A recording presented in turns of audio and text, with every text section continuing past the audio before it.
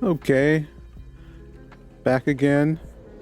I'm at this is EM Fresh at Killington Bike Park, and I'm going to do a little tour of the Double Diamond Gold Skull. I am not going to do it fast. As you can see here, I am doubting myself. You might also hear in the background me cursing a little bit. So excuse me if you're a little kid or don't want your children watching this.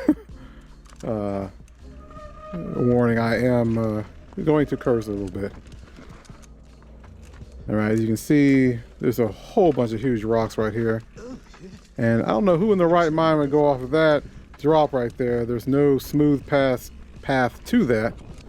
Though I saw some people go off of it, like from the chairlift.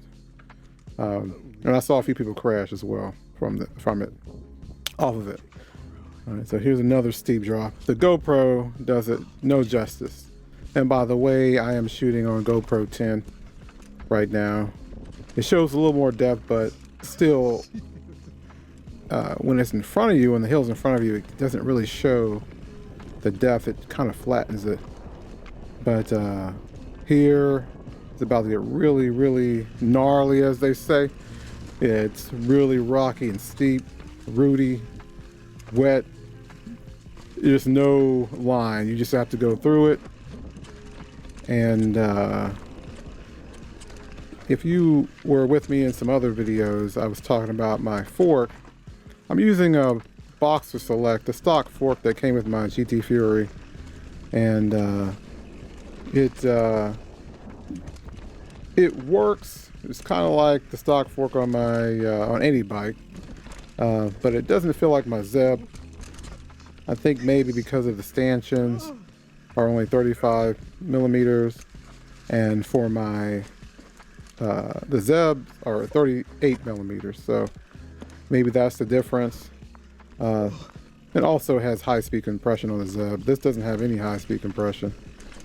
But one thing that made it feel a lot better from my past videos at other bike parks is that I put spacers in it, so I'm not diving, and so you can lightly hear in the background the shock. You hear it making like a pss, pss sound, like it's like a pistons or something going off in it.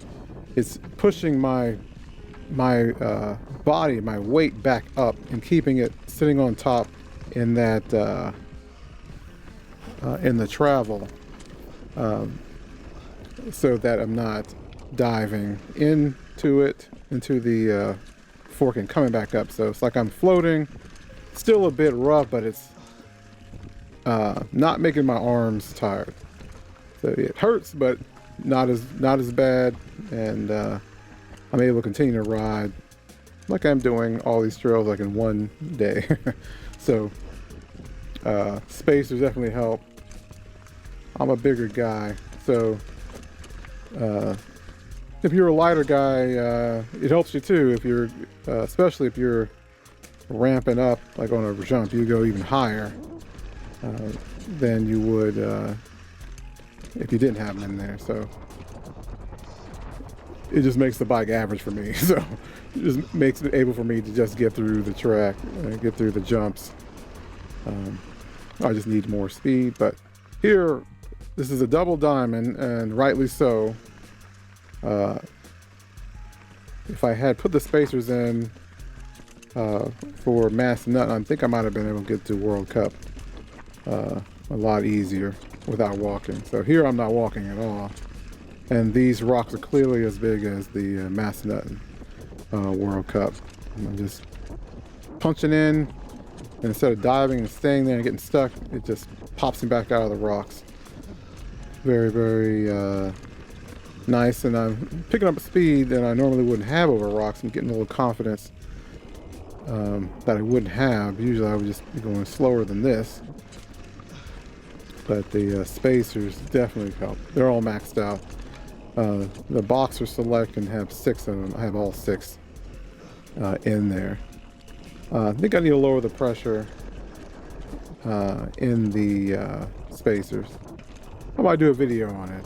I think there are some misconceptions on the spacers that a lighter guys that try to give you pointers on them. If you're a bigger guy, above 200 pounds or higher, there are a lot of guys. So you don't need spacers, or you don't need this, need that, but you do. If you're a heavier guy, you need the spacers. Trust me, especially if you're going to be doing jumps and doing these double diamonds. You do not want to get stuck. Okay, you saw there that I had to stop a little bit. These hills are really steep and rocky at the same time, so I am not taking a chance and falling, getting fatigued. I stop a few minutes every now and again. All right, right here, this is the this crazy jump. I'm gonna stop and watch these guys because I just can't believe how fast they're going. And when they're landing, there's a gap up here that they have to clear. It's like a 10-foot gap and then land on the other side of the down the little ramp there. So they think I'm gonna go. I'll be the first one to go. It's like, nope. That's one thing I gotta work on, is doing the ramps. I just don't quite have it. Okay, here's the first guy. You see how fast he's going. Sorry for the view. You can't really see what's going on because the GoPro 10 is attached to my chest. Second guy. And they make it. There's another guy. It's right behind him. That second guy cased it, but he made it. It looks like they're going to do it again. Good job. I give them congratulations, and I'm on my way. I think it's a piece of cake from there, because I think I'm at the end, but I'm not. This is where it really gets even more rocky. Like I say, the fork has definitely helped me. The spacers in the fork. I'm running 18% sag right now. And I think just putting it, or taking some of the air out of the fork would definitely make it feel a lot smoother. But it still lets me get over it. There's some tired riders. I think they didn't even warn me about what's about to happen to me here in a second. There's a 10-foot drop off this rock up here. And I almost go over it with no speed, because I think it's just a regular flat path with just more rocks. Here it comes. Whoa, it's a 10-foot drop. I'm like, oh no. That could have been devastating. All right, so there's a little path around. I'm going to take that. I guess some people jump off that. I guess you could, but you have to be just pedaling through that. Maybe when I get better, I'll come back, and I'll maybe a year from now and come back or next year and get over that. Now there's a ramp there. I'm just too tired to take it. It doesn't seem too bad. I think it's about 5-foot ramp. Okay, and that's the end of the double diamond. And stay tuned for the I'm gonna do the last trail. It's a blue trail. It's called Krusty on this side, and then the video after that will be the last video, which is the K1 gondola.